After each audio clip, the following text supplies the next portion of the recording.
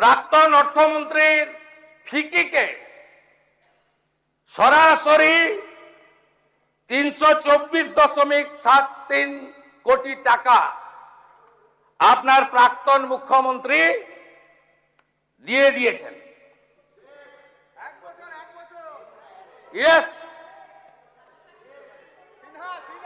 আপনি আপনি না না ফিকিকে ডাইরেক্ট টাকা দিয়েছেন।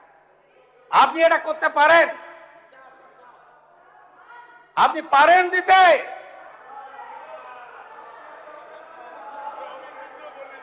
সহযোগিতা করুন, কাজ করতে দিন।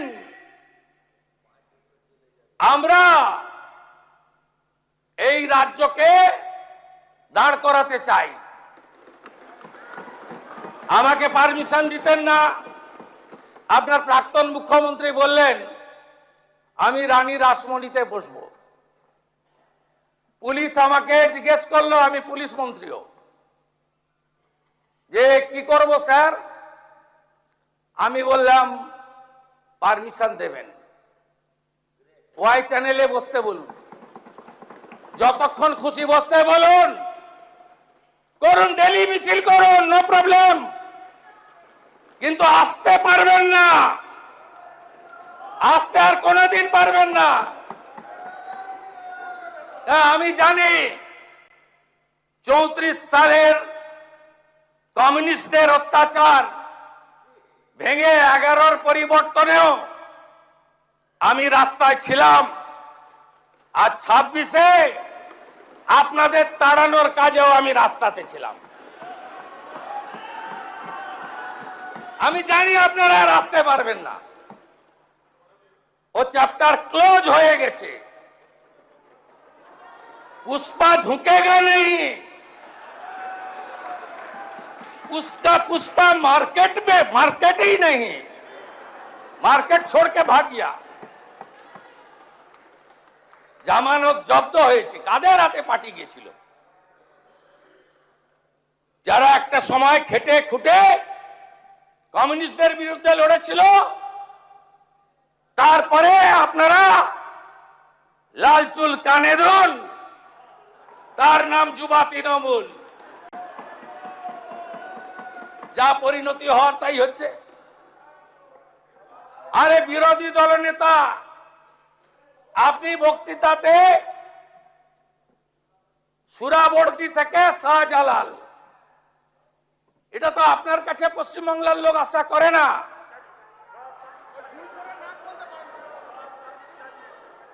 আমি আপনাকে বলেছি কার নাম কে চেঞ্জ করেছে আমার জানা নেই। আমি ধন্যবাদ জানিয়ে টুইট করেছি, কারণ আমিও যখন 7 পয়েন্ট দিয়ে যাতায়াত করি তখন দেখতাম সুরাবর্দী এভিনিউ লেখা ছিল। সুরাবর্দীর নাম তো থাকবে না, সুরাবর্দীর নাম থাকবে না। যদি মনে করেন ডক্টর এপিজে আব্দুল কালামের মতো কোন প্রকৃত দেশভক্ত, রাষ্ট্রভক্ত, তাকে সম্মান দেওয়ার দরকার আছে, এমন যদি কেউ থাকে তথ্য দেবেন, মর্যাদা দেব। সুরাবর্দীর নাম থাকবে কেন? আপনি বললেন অন্য সুরাবর্দী, আমি পরে জেনেছি সাবিনা ইয়াসমিন মহোদয়া বলেছেন, আরো অনেকে বলেছেন। আমি আপনাকে বলি, আপনি ইতিহাস আপনিও যেমন বলেছেন, শুনে রাখুন। 5টা গুলি করেছিল যে স্বাধীনতা সংগ্রামী বীণা দাস, তাকে ব্রিটিশের হাতে তুলে দেওয়ার জন্যই তৎকালীন ভাইস চ্যান্সেলরকে নাইট উপাধি দেওয়া হয়েছিল।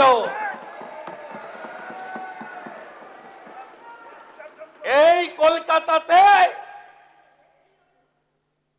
এদের মোগল পাঠানের নাম থাকবে না।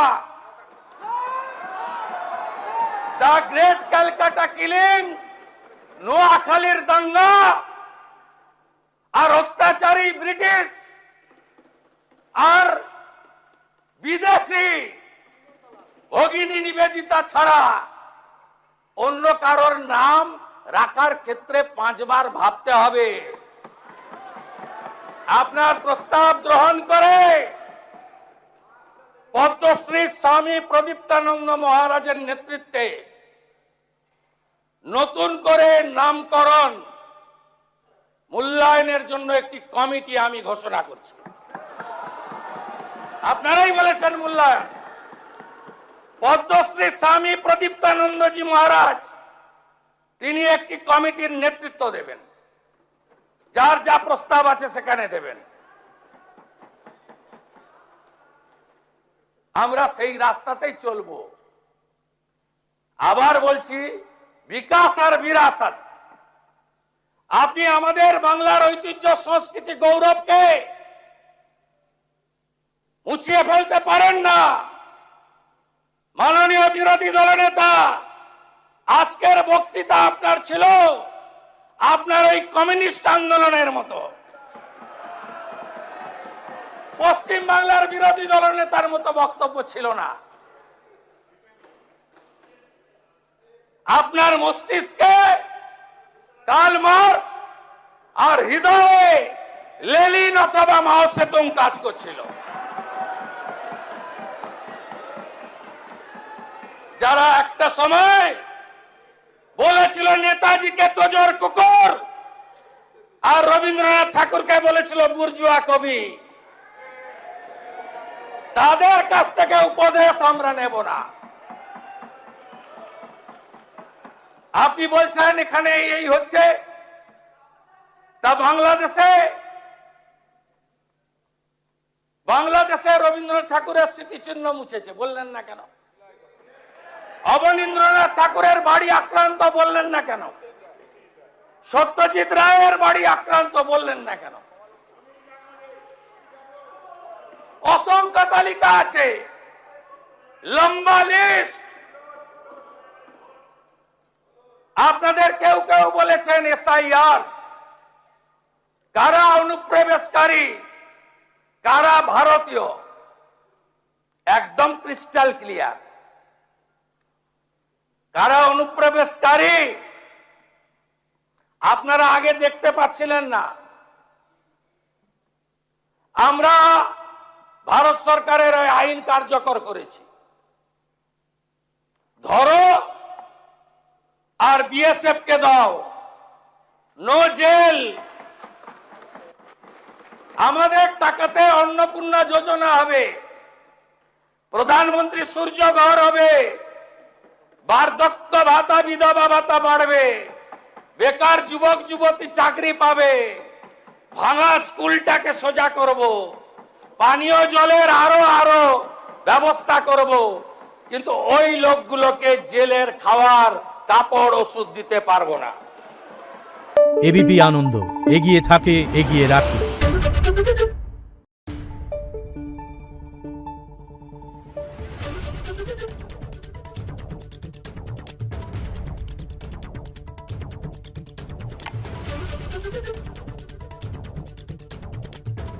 Thank you.